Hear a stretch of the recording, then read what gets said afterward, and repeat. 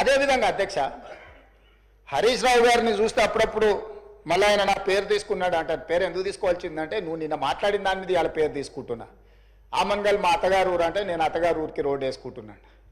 అత్తగారు వాళ్ళ ఊరు వదిలి 5 దశాబ్దాలు అయింది అధ్యక్ష. అత్తగారు వాళ్ళ ఊరు వదిలేసి 5 దశాబ్దాలు అయింది. ఫ్యూచర్ సిటీని వాళ్ళు పరిశ్రమల కాలుష్యంతో మొత్తం రంగారెడ్డి జిల్లాను సర్వనాశనం చేయాలని కుట్రపూరితంగా అత్యంత కలుషితమైన ఫార్మా కంపెనీలను అక్కడ పెడుతుంటే కలుషితమైన ఫార్మా కంపెనీలు అన్నిటిని ఒక దగ్గర కూడబెట్టి అంతర్జాతీయ ఎయిర్పోర్ట్ కూడా కుప్పగూలుతుందని చెప్పి దాన్ని జాగ్రత్తగా జీనోమ్ వ్యాలీ ఏ విధంగా డిజైన్ చేసినాం అట్లా చేయడమే కాకుండా ఏమాత్రం కలుషితం లేని పరిశ్రమలకు భూములు కేటాయించాలి, దానికి అంతర్జాతీయ ప్రమాణాలు ఉండాలి, నెట్ జీరో సిటీ చేయాలి, ఏఐ హబ్ చేయాలా, స్పోర్ట్స్ హబ్ చేయాలా, ఎడ్యుకేషనల్ హబ్ చేయాలా, ఇట్లాంటివన్నీ మేము పెడితే వాటిని అడ్డుకోనికి ఆ రోడ్ అక్కడికి తీసుకెళ్ళి అధ్యక్ష రోడ్ ఆమంగల్ కోసం వేయలేదు అధ్యక్ష, రోడ్ అత్తగారు ఊరికి వేయలేదు అధ్యక్ష. మా అత్తగారు వాళ్ళు రోడ్డు కావాలంటే సొంత పైసలతోనే అంతకంటే పెద్ద రోడ్డు వేసుకున్నట్టు అంత శ్రీమంతులే అధ్యక్ష. వాళ్ళు ఏమంత పేదోళ్ళు కాదు. నేను రోడ్డు వేస్తే వాళ్ళు బాగుపడేటంత పరిస్థితి లేదు. మా అత్తగారు వాళ్ళు ఎవరో మీకు కూడా బాగా తెలుసు అధ్యక్ష. అధ్యక్ష ఔటర్ రింగ్ రోడ్డు నుంచి రీజనల్ రింగ్ రోడ్ ఎక్కడైతే వస్తుందో ఈ రెండింటి మధ్యలో రేడియల్ రోడ్స్ ఒక్కటి కాదు అధ్యక్ష, 11 రోడ్లు డెవలప్ చేయాలని ఈరోజు ప్రతిపాదనలు తెచ్చినాము. ఇవాళ ఒక్కటే మేము అక్కడ కొంగర కళా నుంచి ఎగ్జిట్ రోడ్లో తీసుకొని ఫ్యూచర్ సిటీని టచ్ చేసుకుంటా 90 డిగ్రీస్ స్ట్రైట్గా తీసుకున్నాం. నేను స్ట్రైట్గా హరీష్ రావు గారిని నేను అడుగుతున్నా సూటిగా, ఇంకొక ఆయనకైతే సరే ఆయనకు నేను మాట్లాడేది అర్థమైతే అర్థం కాదో నాకు తెలియదు, కానీ వారు ఇక్కడనే ఉన్నారు కాబట్టి వారిని అడుగుతున్నా. ఈరోజు అభివృద్ధి వద్దా, రీజనల్ రింగ్ రోడ్డు నిర్మించాలన్నా వద్దా, రేడియల్ రోడ్స్ వేయాలన్నా వద్దా, ఫ్యూచర్ సిటీ కట్టాలన్నా వద్దా, మూసి రిజిన్యువేషన్ ప్రాజెక్టు మూసి పునరుద్ధరణ ప్రాజెక్టును చేపట్టాలన్నా వద్దా, పరిశ్రమల కోసం భూములు సేకరించి పరిశ్రమలకు కేటాయించి తద్వారా పెట్టుబడులను ఆకర్షించి తద్వారా రాష్ట్రాన్ని అభివృద్ధి చేయాలన్నా వద్దా. 10 సంవత్సరాలు ప్రభుత్వాన్ని నడిపిన మీరు 10 సంవత్సరాలు తెలంగాణను ప్రపంచానికి ఒక మోడల్గా డెవలప్ చేసినమన్న మీరు ఎక్కడ కూడా భూమి సేకరించకుండానే మీరు చేసిండ్రా?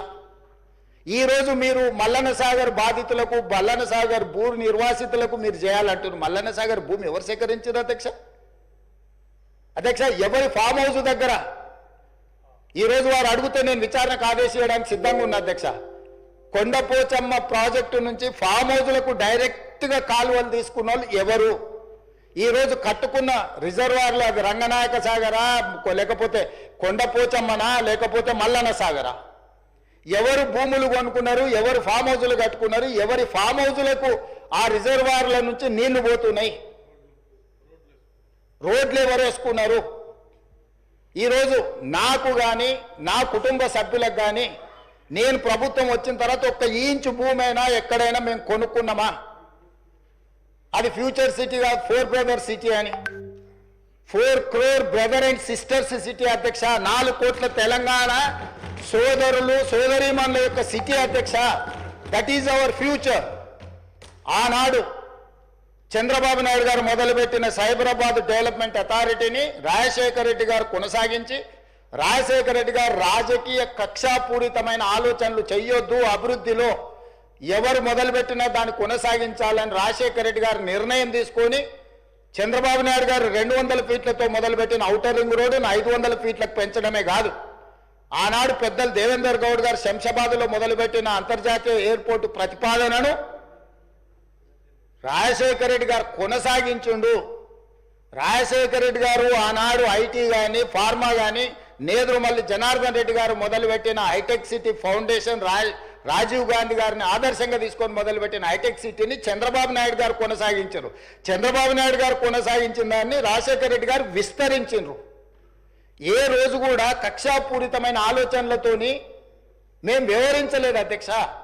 గత ప్రభుత్వం ఏదైనా చేసి ఉంటే మేము ఇది మంచి చేసిన కొనసాగించండి అని మీరు అక్కడి నుంచి మాకు సూచన చేయండి. నేను ముఖ్యమంత్రి అయినప్పుడు ఇదే సభలో చెప్పిన అభివృద్ధి విషయంలో మాకు భిన్న అభిప్రాయాలు లేవు.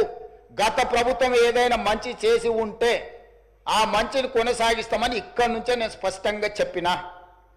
మీ సుదీర్ఘమైన అనుభవాన్ని ఉపయోగించి రాష్ట్ర ప్రభుత్వానికి సూచన చేయండి. ప్రతిదీ అడ్డుకునే ఆలోచన, ప్రతిదీ ఎట్లా చెడగొట్టాలనే ఒక కుట్ర, ఇది ఏ రకంగా మంచిది? ఈరోజు కామారెడ్డి దగ్గర ఒక రాకెట్ ధృవన అంటే ఇస్రో గవర్నమెంట్ ఆఫ్ ఇండియాలో ఇస్రోలో జరిగే రీసెర్చ్ ప్రైవేట్లో ఈరోజు చేస్తాం.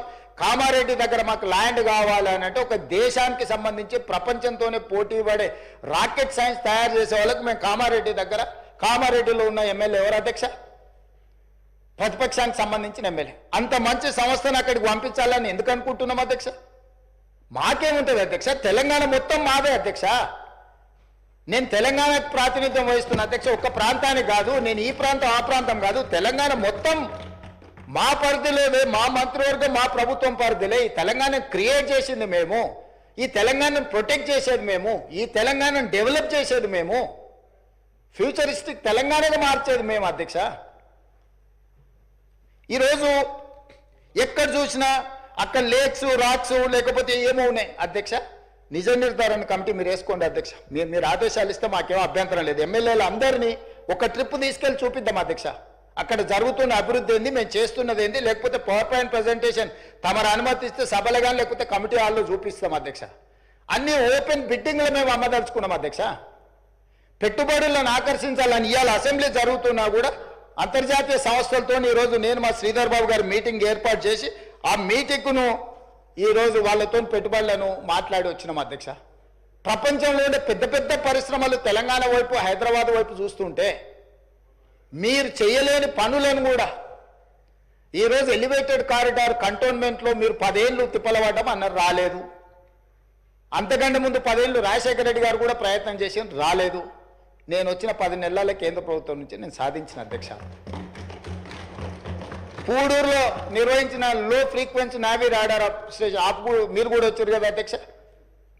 అది 9 ఏళ్ళు మీరు కేవలం రాజకీయ కక్షలతో ఆపి పెడితే దేశ భద్రతకు సంబంధించింది అధ్యక్ష. అది ఏ ప్రైవేట్ ఇండస్ట్రీ ఎవరి పెట్టుబడిదారు కప్పజెప్పేది కాదు.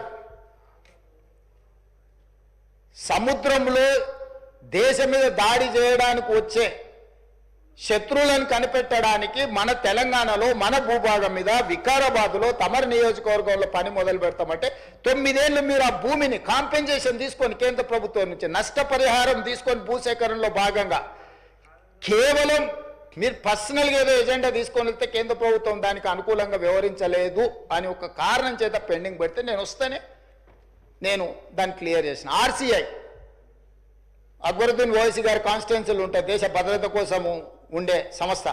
మీరు లీజ్ రెన్యువల్ చేయలే.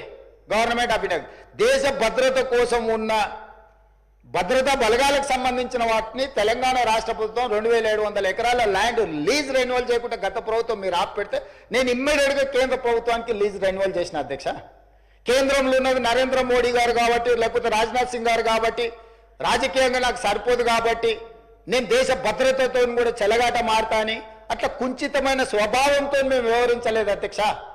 అది నరేంద్ర మోడీ గారైనా రాజ్నాథ్ సింగ్ గారైనా లేకపోతే చంద్రశేఖరరావు గారు, హరీష్ రావు గారు, లేకపోతే తారక రామారావు గారైనా దేశ భద్రతకు సంబంధించిన విషయంలో రాష్ట్ర అభివృద్ధి విషయంలో మేము ఎక్కడ కాంప్రమైజ్ కాలేదు అధ్యక్ష. పొలిటికల్ విల్తో మేము దాని రాజకీయ ప్రేరేపితమైన నిర్ణయాల వైపు మేము ఎన్నడూ వెళ్ళలేదు అధ్యక్ష.